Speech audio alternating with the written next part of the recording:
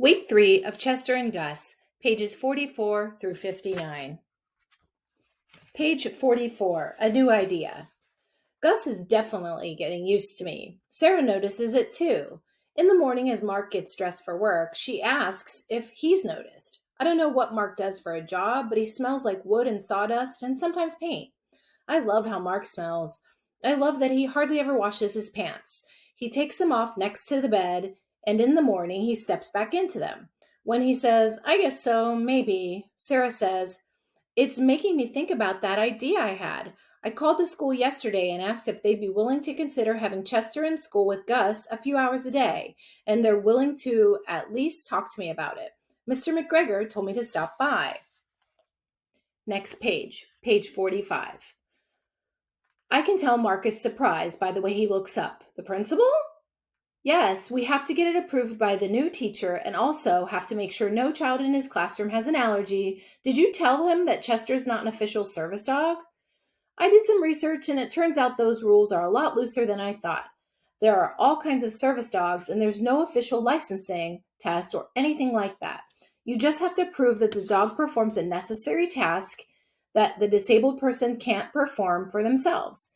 SDI is a private organization that only certifies its best dogs, but the state doesn't mandate any certification. I read a whole forum online last night. A lot of people say they'd use their SDI dropout dogs as regular service dogs. Some of them turned their old dog in training vests inside out and no one ever asked a single question. Mark shakes his head. I don't know, sir. Chester wants to work, Mark. I watch him all day and I can tell. He'll bring me things he thinks I've lost, like socks and car keys. It's like he spends all day showing me everything he can do. During the day when you're gone, turn the page, page 46. Every time I turn around, he's sitting behind me, waiting for an assignment. Sometimes I ask him to get my keys just so he feels useful. Now I feel embarrassed, of course. I'd wondered about all the key fetching I'd done. I thought maybe her office was full of locks. I'm not saying he'd have to go to school every day. Maybe he'd go a few mornings a week. I just want to try something that will make this year better than last. I don't want to start making a lot of demands on the school again if we're not sure it'll do any good. Last year they spent a lot of money on a talking computer that Gus refused to learn how to use. But we had to try it, right? He's a nonverbal 10-year-old. We have to try every alternative communication form while he's still young enough to learn it.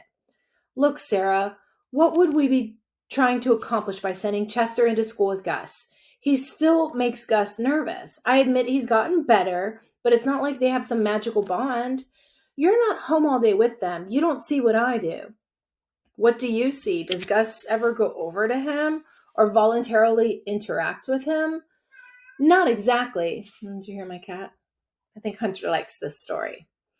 Not exactly. Or is that Hannah? That's Hannah. She might come and walk right behind me. She might.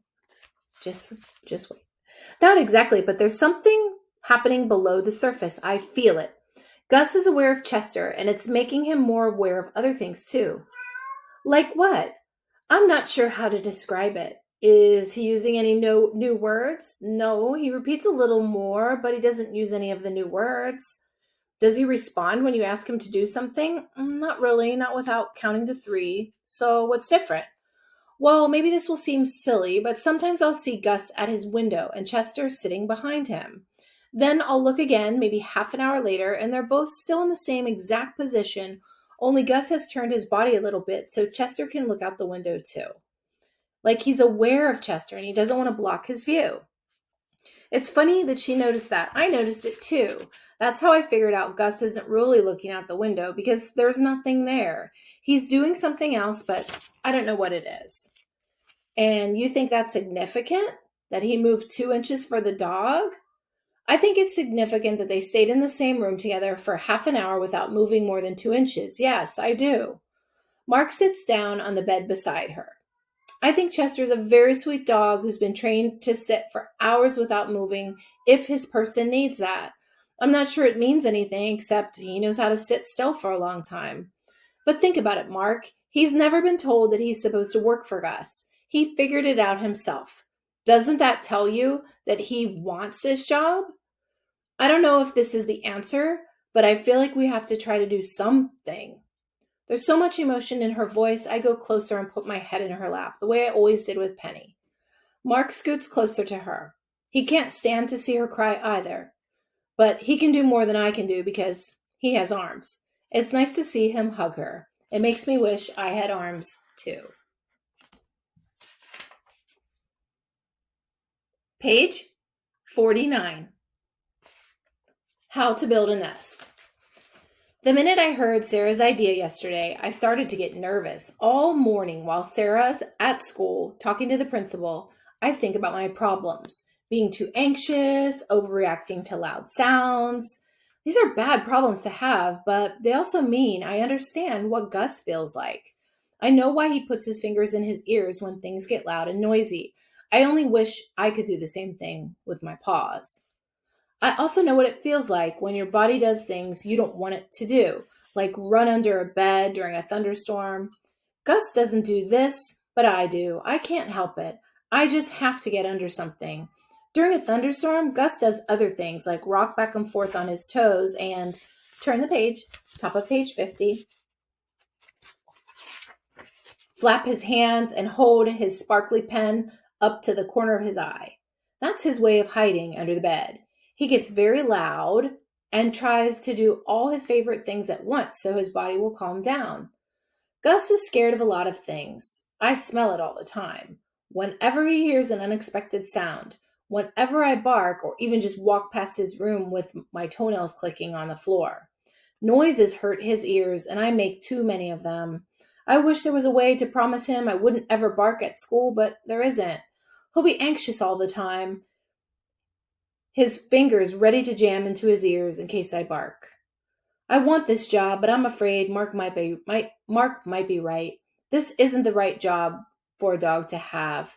I don't think Gus needs a dog. He needs a world that is very quiet and a family who will let him do exactly what he wants to do all day long, which is look out the window. I don't know what he thinks about when he stares out the window, but that's when he smells the happiest. It's the only time, really, when he smells calm. The rest of the time, he smells nervous. Doing everything Sarah makes him do, going on errands, helping her cook dinner, taking me for a walk. He doesn't like any of it. It all makes him anxious. He loves his mom, but he knows he can never make her happy, which is sad for him, I think. I'm not sure because, turn the page, top of page 51. I can't smell quiet emotions under the surface. I can only smell big ones.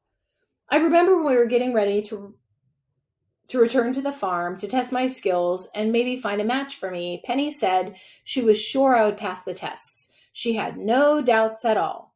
The main question will be pairing you with the right person. You can be the best dog in the room, but you still need to find the right match.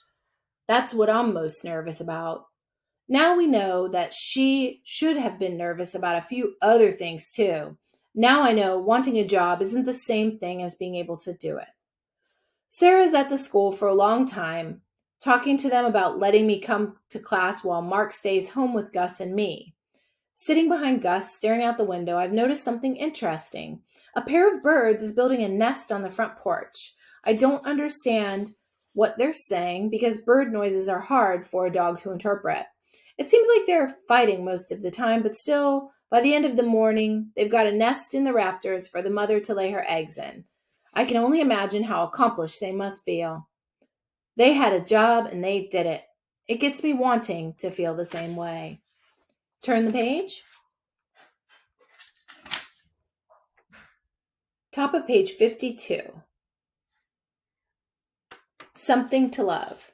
They said yes, Sarah screams the minute she walks into the door. In the door, she's very happy, clapping her hands and laughing. Everyone was so nice. It's like they still feel bad about last year or something. What happened last year, I want to ask. I walk over to Sarah and put my head in her lap, so maybe she'll say what happened last year. She doesn't. Did you tell them he's not an official service dog? I called him a therapy dog, which is different. He'll just spend a few hours a day at school helping Gus socialize with other kids. And they were okay with that? Yes, Sarah smiles. I told them If there were any problems, I'll come right back and pick him up. We're going to be very flexible about it all.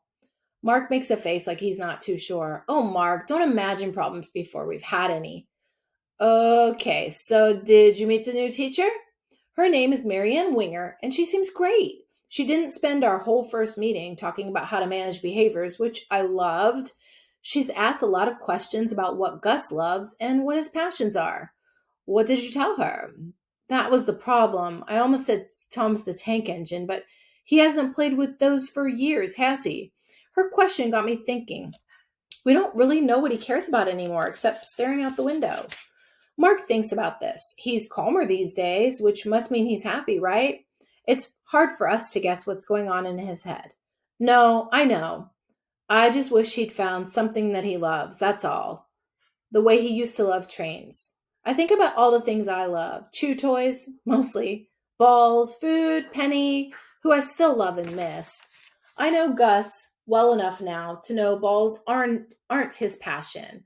Though I've seen him chew the collar of his shirt, I don't think chew toys would be a good bet. This gives me something to work on at school, though. Maybe I can help him find something he loves. Page 55. Expectations. I've now heard the words fifth grade so many times I thought maybe it was the name of Gus's school. You're going to have fun in fifth grade, Sarah says.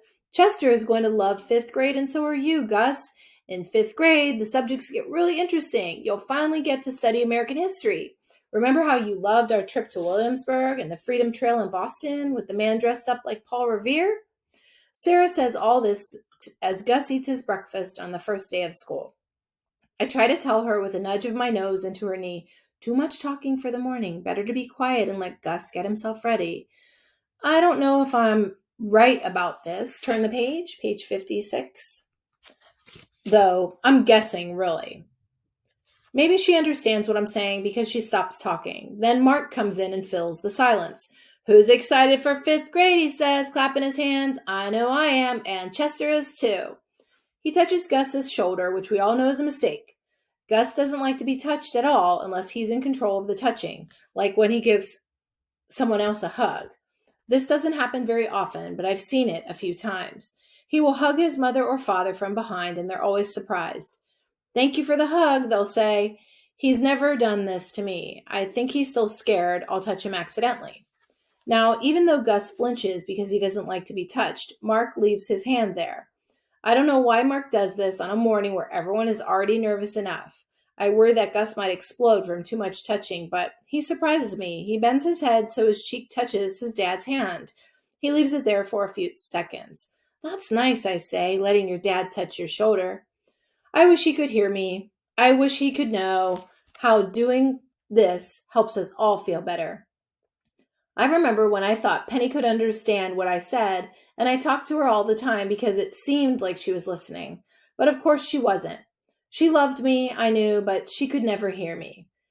Which is why I can't believe my ears when I hear Gus say, I know. He hasn't moved his lips, but I hear him say it anyway. It's a simple, clear boy's voice that I've never heard him actually use.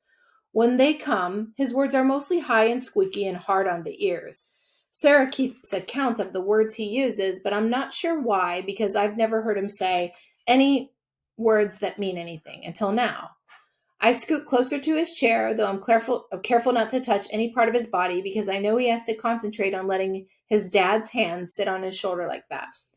It's nice of you letting him touch you this morning. He's nervous too. We all are. I'm saying too much, maybe. I can't help it, though. I feel anxious like a puppy again with everything going on. I said I know. I'm trying. I watch him carefully. His eyes are closed and his lips haven't moved. I don't know how he just did that. I know he talked, though. I heard him. I know it was Gus because he sounded like he was tired of being the center of attention. Like he loves his parents, but he wants this day to get over with. Top of page 58. If you lost track, top of page 58. Second paragraph down, page 58.